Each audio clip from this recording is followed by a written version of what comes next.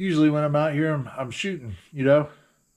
Today's a little different. We're doing some food plots for the 2024-2025 hunting season.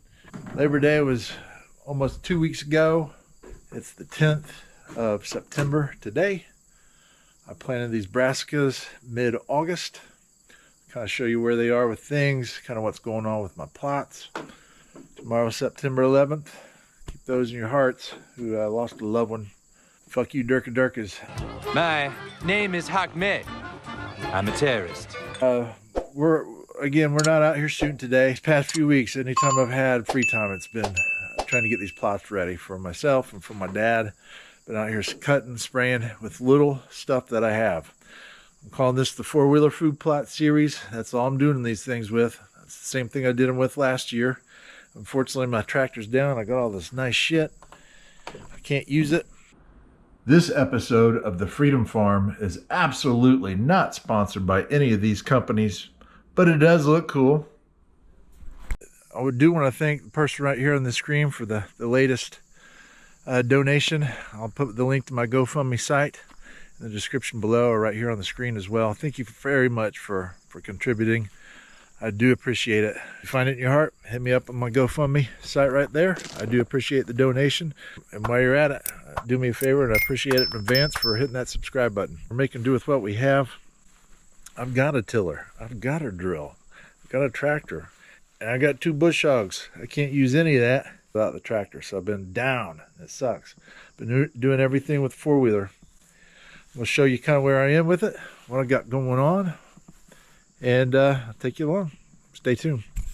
It's been a few weeks now. I planted this. I'd ran out of time last year. And we cut this, burned it down with some glyphosate, and then spread cereal rye or winter rye over this. Typically, I'd have this really nice and expensive drill. I would have drilled in some food plots, but here's my Genesis 3. I haven't used in 2 years. So I'm left with a four-wheeler food plot, doing what I can with what I have. About middle of August, I started this project. I came through with my little Swisher, a rough cut mower. That's what I cut everything with. I broke my belt this past weekend. I went down to Bush Hog Dad's food plot, and man, that's gotten out of control too. And I got it all done right before that belt broke, which was nice. Pulled behind a four-wheeler. And I knocked all this down, cut all this back, and then I came through and I sprayed it with glyphosate. 2 weeks later, I came back and I fluffed it up with the drag harrow. That's what I've used, y'all, on the back of a four-wheeler. Put it along on the chain, drag harrow, sprayed it, fluffed it again with the drag harrow, came back through, and I spread Essex rape, dwarf rape, and some radish in here. And then I drug it in with the drag harrow after that. That was on a Wednesday. That Friday we got 4 inches of rain. It was beautiful. I'm like, oh man, this is perfect. After that we went for 2 weeks without any rain. We got a 1/2 inch. Went for another week, which was last week. No rain, got a 1/10 of an inch. They did come up, and here they are. They made it. As soon as I cut this and we got some rain, this grass came in. I started to think initially that this may have been some residual rye, because we let the rye go to head or go to seed or whatever. And when this grass started coming up, I was thinking, man, I think we got some rye coming back up. I don't think that's the case looking at it today. It just seems too thick. And I wasn't going to do anything to this. I wasn't going to fertilize it, spray it any further. I was just going to toss it on there, drag it in, see what happens. Well, if that would have failed, I would have come back in late September and planted rye again. But now that I have all these nice brassicas coming up, I'm on a dilemma here. We have Tropical Storm Francine moving in. It's coming out of the Gulf. It's heading northeast right towards us. And we're supposed to start getting rain Thursday night, Friday, Saturday, Sunday, Monday, Tuesday. So that's beautiful. So all this brassica is going to finally get a good drink. And like I said, I wasn't going to do any fertilization. I didn't do a soil test on any of this shit. I tossed all this brassica out, but now I got all this grass. And I was thinking, you know, if I come in here and fertilize this Thursday before this rain moves in, maybe this brassica will out-compete the grass. I don't know. I'm scared. I don't see any signs on the brassica leaves that it's not getting the nutrients it needs to come up, but I don't know if it'll take off with this rain and some fertilizer or not. That one's looking a little yellowish. I don't know if that's because of lack of water or all this grass is sucking away from it. What I'm going to do today, I am going to do it. I wasn't, but I am. It gets this time of year and I'll just go do this and be done with it. And then you start getting the itch. You're like, fuck that, man. I want start watching all that food plot porn, deer videos. You start getting that fever. And I want this fucking food plot to look nice. So I'm going to spray it with clethodim. I'm going to kill off all this grass today. It'll take a couple weeks for this grass to die off, but at least that should get all this brassica a boost and get going. Probably first week of October-ish, somewhere around there, I will come over. As long as this brassica gets a foothold on this and gets it going, I will come through here and probably put a couple of layers of winter rye on top of this. Usually once they hit the brassica, they wipe it out. So I'd want to have a little something on the bottom underneath. That's the airstrip plot that we call it. Take you to another one over here that we've cleared. It was 10-foot high weeds. Here's a plot we didn't plant last year. Had a nice stand of clover in it and didn't get it sprayed, and weeds took over. These weeds were about 10 feet high. The belt had broken on my swisher pull behind. Can't win for losing sometimes. And so I just drug that harrow and drove through all this. Drug it behind that with the sprayer. That's all I've done to this. I was thinking about spraying this again and maybe doing broadcast some clover into all this. It's still so thick. I was also thinking too, I could burn this off, but man, we haven't had hardly any rain. I'd hate for this to get going and get out of hand on me. I don't have enough people to take on such a task if this gets away from me. I've done that before. It's no fun. At that time I had a tractor and I could drag some stuff out. This time, man, I was running around busier than a one-legged man in an ass-kicking contest, to tell you. I had the whole front field there on fire trying to put it out by myself. So we're just gonna spray this. All right, as this fills up, I'm gonna put about 25 gallons of water in this. I'm gonna put 2 quarts, quart and a half of glyphosate, about a pint of surfactant. I'm going to go down to Dad's plot. I'm going to spray that. I'll take you along. Almost 32. This is the surfactant I'm using. I'm going to put these things in last, y'all. You dump that in your tank and then start filling it full of water. You're not going to be very happy. Let's go run down to Dad's plot. I'm down here at my mom and dad's farm. It's right around the corner from me, which is nice. 200 acres. There's about 70 acres here if I remember correctly. This is the best part of the whole farm because it's easily accessed. I convinced Dad a few years ago to take this 2 acres in the back out of production, and on the other side of this little finger is another acre. And my brothers and I got him a blind a few years ago, and we put that up back there for him. I wanted to make a big food plot here and a little micro food plot back there. I planted all this in the back with imperial whitetail clover, and it came up really nice. Had a nice stand of clover in the big field. I planted a bunch of spruce and white oak and things in there. Well, the deer ate the spruce, ate everything. So I came back the next year And I planted it again. I wanted to make a border around this field, a screen, so to speak. So if you pull off the road, that's the other problem with this. People just pull in right there. It would block what's in that back field. Problem was, the company who sprays this, they came in 2 years ago and they nuked this whole thing. So after I replanted the trees, so all my trees, all my clover, they got smoked.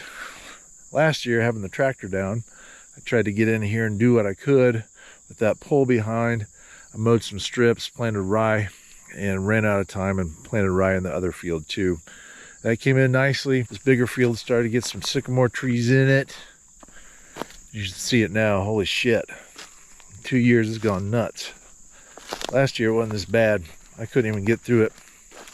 This past weekend I came down here and I mowed the food plot in front of the blind. I came into here on Sunday and I mowed it with that little brush hog pull behind. I couldn't even get through the big field. I got trapped in a wall of sycamore trees.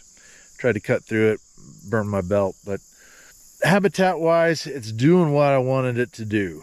This big field, it didn't do it in the order that I wanted to do it in, but this big field in this back corner, man, there's a bunch of grasses in it.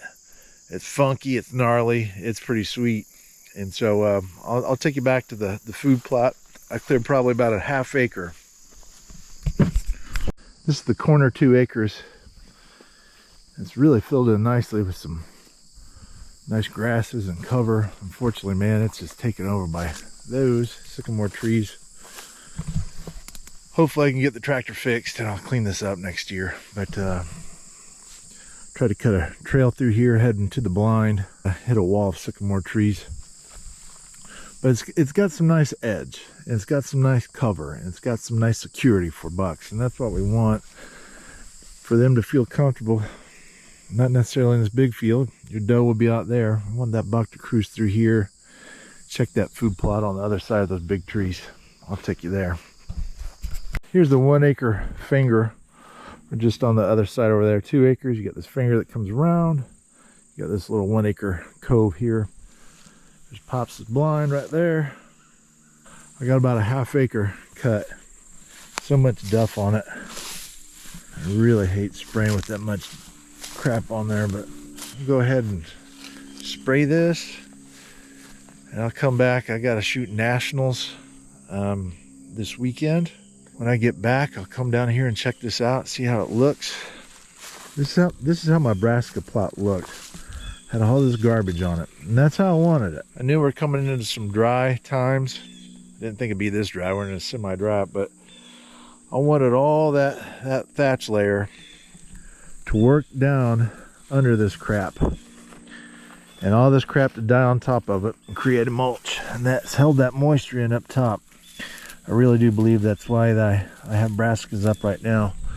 Otherwise those would have been toasted out already. All this will hold this moisture in, keep the dove out of it too, whatever else is eating it. But we're gonna go ahead and spray this, and we'll get back up top, back at the Freedom Farm, get the spraying up there. Next week when I get back from Nationals, I'm going to come down here, drag this with the harrow, fluff this up, turn some of these wads of grass, maybe get some of that green that's hiding underneath like that that glyphosate didn't get to, fluff it up. I'm going to spray this again. I'm going to broadcast seed over it, and then drag it and call it good. And this is the 1/4 acre plot up at Freedom Farm. It's all bent and fucked up. Ratchet strap broke one day when I had a full tank that fell out, bent to hell, had to bend it back. Goes to show you can do a food plot with fucked up stuff.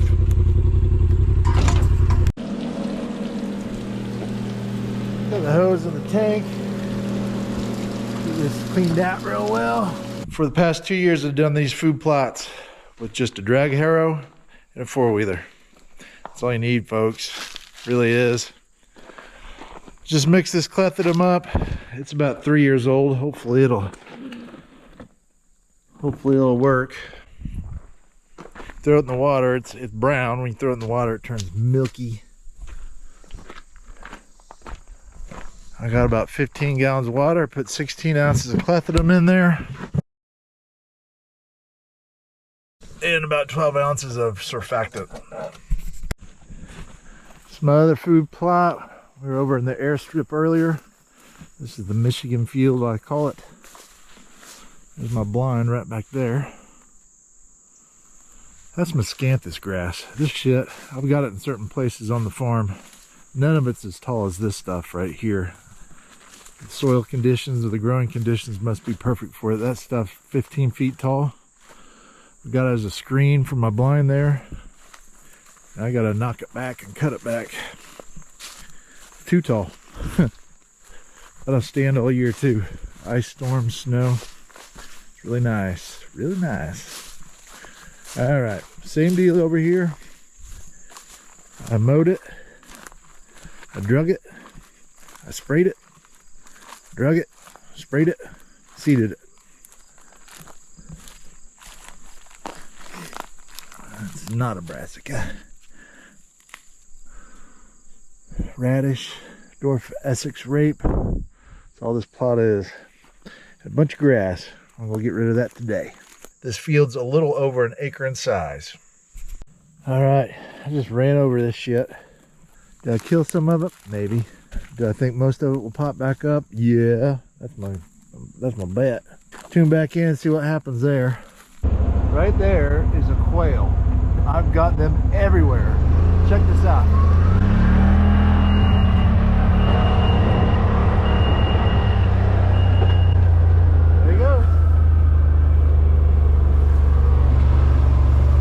Quail everywhere on this thing. If you don't have your seatbelt on this RMAX and you go over 10 miles an hour, it beeps at you and cuts out. That's what you heard back there, but I see quail everywhere here now. For the past probably 5 years, I've been doing this program. The wildlife is crazy since I've done it. And I'll bring you along on what that is one of these days. Let's get to spraying on this. Here's some more miscanthus. That's only about 10 feet tall. There's that 1/4 acre plot. I sprayed with glyphosate earlier. I may, when I get back from nationals, see how this browned up or did not brown up. I may try to burn this off. It's so thick. We got a big bunch of clump grass in it. All this shit that was 10 foot high. Pretty stocky. I'm not sure what I could get to grow through that. So if the conditions are right, I may burn that. That used to be a food plot back here. I'll let that go. I got a neighbor back over there in that corner. Hinge cut a bunch of trees over there. Kind of blocked that off, but I'd rather keep that gnarly coming out of the woods there. Give a little safety on my property.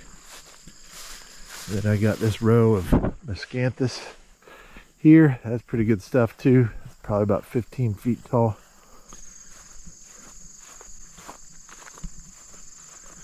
My blind sitting up there. Apple trees along this food plot. Some pear trees along the airstrip here. At the end by the blind, I got some apple trees. I got chestnuts through here. I've yet to get any chestnuts. These have been growing for, I don't know. Started these ones in the tubes as seedlings. I've got a few of them through here, and I got a couple more around the farm that I bought as potted plants from Rural King. Rural King. So there's the airstrip. Blinds in the back. Got all this about an acre. So I got an acre over this finger, and an acre on this side. I was putting out 5 acres of food plots between these two sides of the farm, and yeah, it's just too much, I think. If this comes up well with brassicas, I'll bring you along on this journey. Again, I didn't do any soil tests. I have not fertilized this in at least 2 years. I've not limed it in at least 2 years. I haven't done anything to it. There's no tillage in this at all whatsoever. This is just a throw and grow. Before this grass came up, this is what it looked like. All that thatch that I'd bush hogged and seeded through. It was about like that. We got that 4-inch rain. It just laid down, Made a nice mulch mat, kept the soil moist, and I got germination on this. And then the grasses came in. Hopefully we get rid of the grasses today. I did not spray the appropriate amount of clethodim on either one of these fields. I just barely made it. Did 16 ounces over basically 2 acres. We'll see how it turns out. If it works, it works. If it doesn't, it doesn't. You know, I think I got enough coverage on there that it should knock it back some and let this brassica take grip a little bit better. Stay tuned, y'all. I'll bring you along for the journey as we go into hunting season here. And thanks for tuning in. As always, stay safe, stay free. Until next time.